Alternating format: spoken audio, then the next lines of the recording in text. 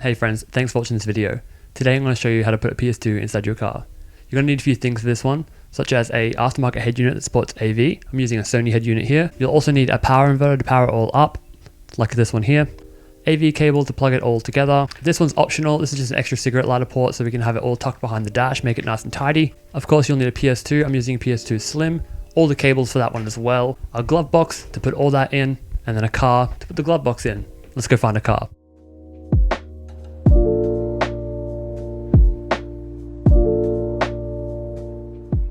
Out of the cars I own, the car of choice today is my 1998 NB Mazda Roadster, also known as the Mazda MX-5 or Miata, depending where you're from.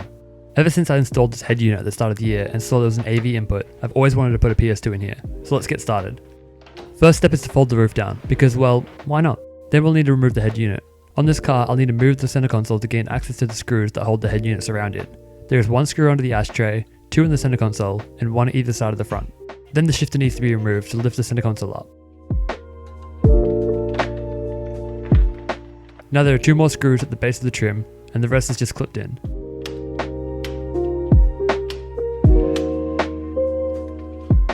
After unplugging the cigarette port, the head unit can be unclipped and removed just enough to plug the AV cable in. The cable is an AV mini jack. Once this is plugged in, you can then plug in the AV cable for your PS2 or console of choice. Then route the cable behind the dash into the glove box. Now we can reinstall the head unit and move on to the power side of things. This is the plug for the cigarette lighter port. After confirming with the multimeter which wire is power and which is ground, I'm going to make a jumper wire so I can add a second 12V plug-in behind the dash. This is of course optional. I just wanted it to be a super clean install with everything hidden. All I'm doing to make this wire is crimping some spade connectors onto the wire and insulating with heat shrink. That way it is all plug and play, no cutting of factory wires needed.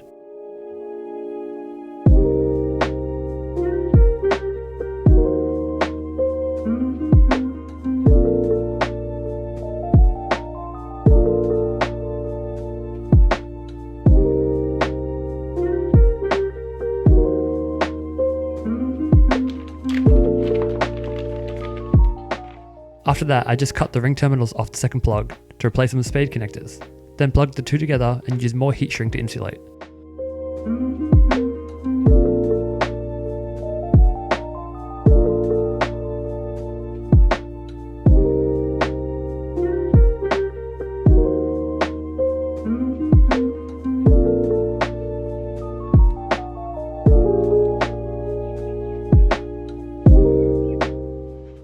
It can then all be plugged back into the car and the head unit surround can loosely be reinstalled.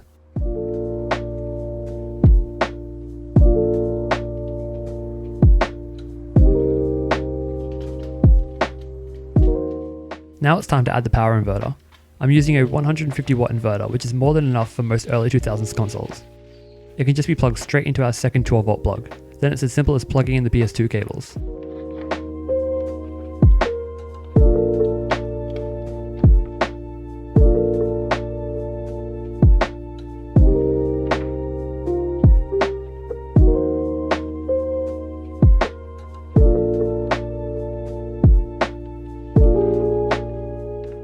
Now all that's left is to turn the key and see if it all works.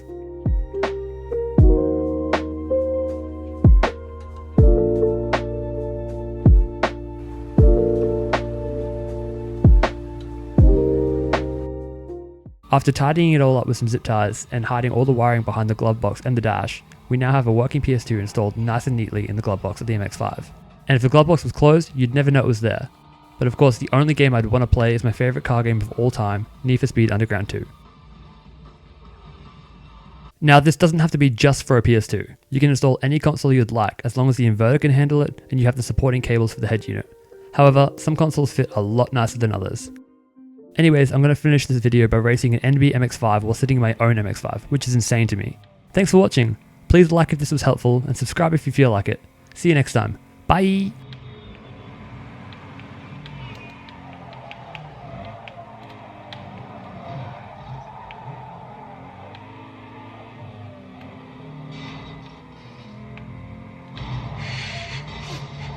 It's the end of the race.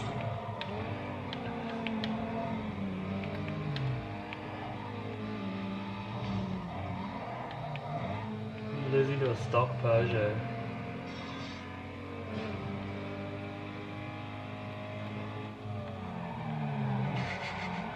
And a Vauxhall Astra. That's hilarious. Oh, the Focus, what do I know?